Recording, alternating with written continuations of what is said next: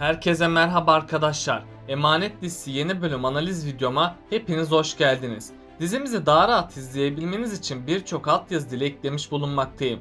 İstediğiniz altyazıyı videonun sağ alt altyazılar kısmından seçebilirsiniz. Öncelikle Yaman ve Seher'in çok sevimli bebeklerinin olmasını istiyorsanız, ayrıca Yaman'ın Seher'e güvenmekten vazgeçmemesi gerektiğini düşünüyorsanız beğeni tuşuna basalım ve kaç kişi aynı fikirdeyiz öğrenmiş olalım. Seher ve Yaman'ı bekleyen sürpriz haber ne? Yaman Seher'e duygularını açıklayacak mı? Seher ve Yaman'ın sahte evliliği gerçek olacak mı? İkbal planlarında başarılı olacak mı? İşte bütün sorularınızın yanıtları ve gelecek bölümlerdeki ayrıntıları kaçırmamak için bu videoyu sonuna kadar dikkatle izlemenizi tavsiye ediyorum. Dizimizin yeni bölümünde Seher, Yaman'ın telefonda kendi fotoğrafını gördü. Seher bu fotoğrafı görünce çok sevindi. Çünkü Yaman her zaman aklında olduğunu anladı. Önceki bölümlerde de Yaman Seher'e kendi fotoğrafını fark etmişti. Çiftimiz artık birbirlerini sevdiklerinin farkında.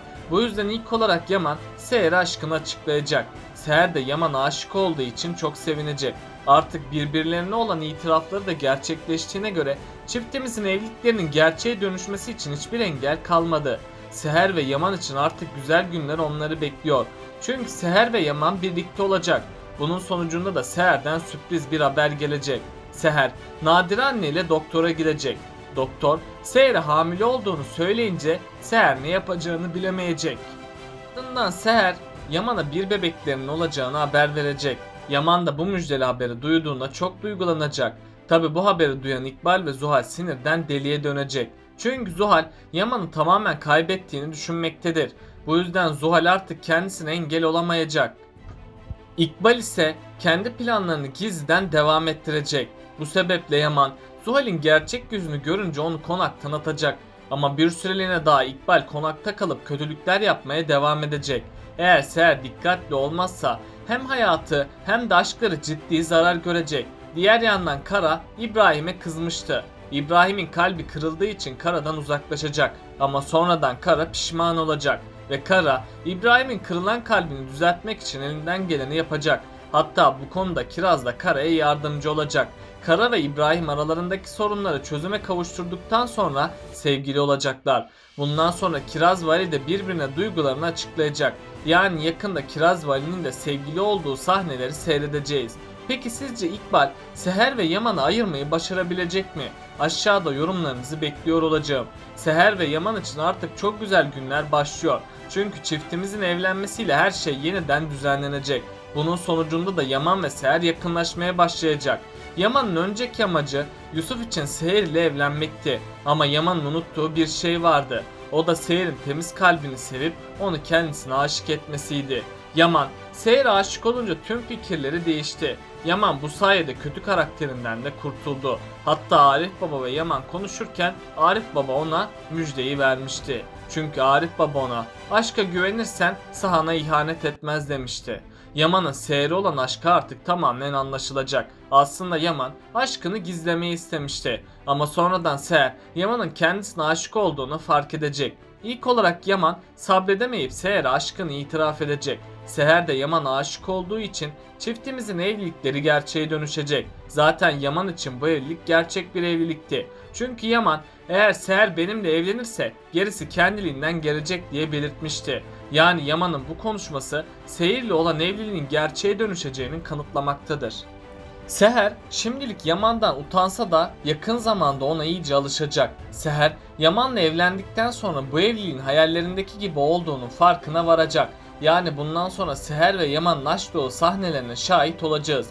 Tabi bu vakte kadar onların artık çok dikkatli hareket etmesi gerekecek. Çünkü hatırlarsanız İkbal yine kötü planları hazırlamaya başlamıştı. Seher'in konaktan ayrılması için sahte kanıtlar hazırlamıştı. Yakında sahte dosyaları İkbal ve Zuhal yeniden hazırlayacak. İkbal ve Zuhal, Yaman ve Seher'in birlikte uyumadıklarını gördüklerinde bu evliliğin formalite olduğunu anlayacaklar. Bunun üzerine İkbal hemen harekete geçecek. Ayrıca İkbal tehlikeyi en aza indirmek için Zuhal'i kullanacak. Bunun üzerine İkbal tüm topladığı sahte delilleri Zuhal'e verecek. Zuhal de sahte delilleri aldığı gibi Yaman'ın yanına koşacak.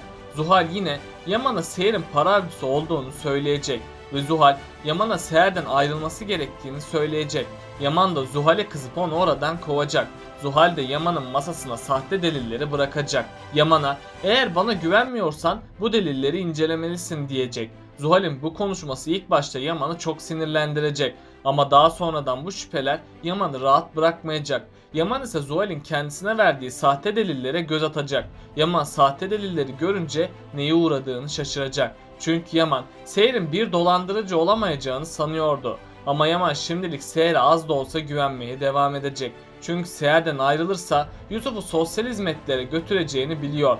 Bundan dolayı Yaman Seher ile olan evliliğini devam ettirecek. İkbal'in amacı Kırımlı mirasını elde etmektir. Bu yolda elinden geleni yapacak. Önceleri Yaman ve Seher'i ayırmayı düşünecek. Bu planında başarılı olamayınca Seher'i ortadan kaldırmak isteyecek. Ama Yaman sayesinde Seher'e hiçbir zarar gelemeyecek. Çünkü Yaman Seher'i koruyacak. Selim ise Seher'in Yaman ile evli kalmaması için çaba gösterecek. Çünkü Selim Seher'e takıntılı bir şekilde aşıktır. Ama Seher Selim'e asla evet demeyecek ve Selim mahvolacak. Bu yüzden Selim zorlu günler bekliyor. Ali ve Kiraz birbirine aşık oldu. Çünkü ikisi de her an birbirini düşünmektedir.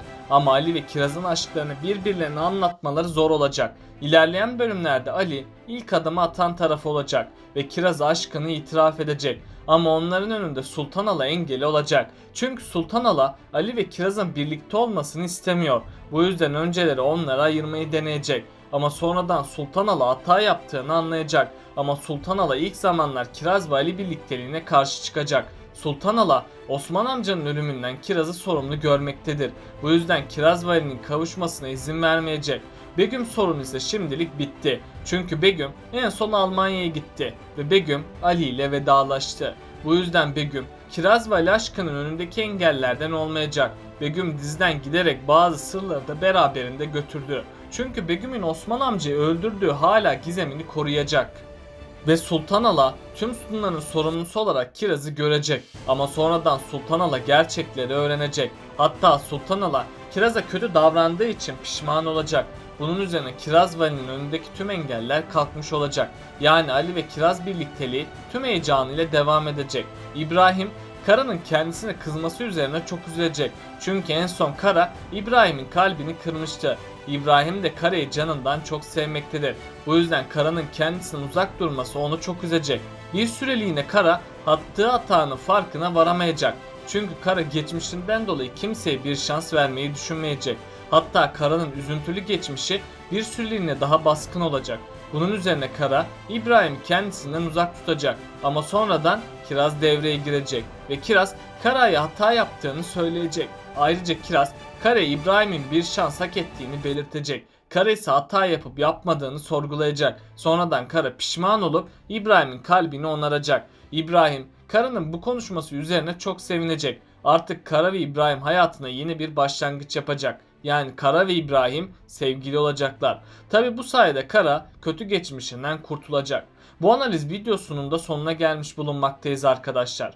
Bunun gibi videoların daha fazla gelmesini istiyorsanız kanalıma abone olarak bana destek olabilirsiniz. Aynı zamanda düşüncelerinizi de yorumlar kısmında belirtmeyi unutmayın. Kendinize çok iyi bakın. Hoşça kalın.